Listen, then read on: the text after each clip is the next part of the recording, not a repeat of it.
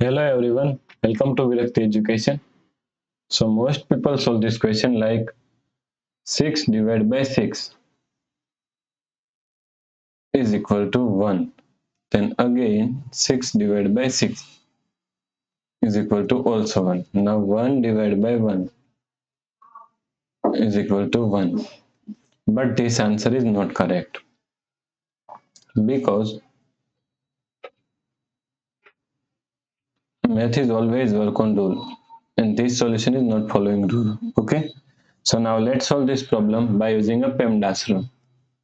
PEMDAS PEMDAS. According to PEMDAS rule, first priority is parenthesis, second priority is exponents, third priority is multiplication and division, fourth and last priority is addition and subtraction.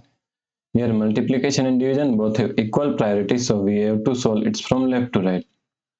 And also addition and subtraction both have equal priority, so we have to solve it from left to right. Okay. Now here is one division, here is one division, and also here is division. All have equal priority, so we have to work from left to right. So first we have to solve this division. So 6 divided by 6 is equal to 1. Divide 6 divide 6. Okay.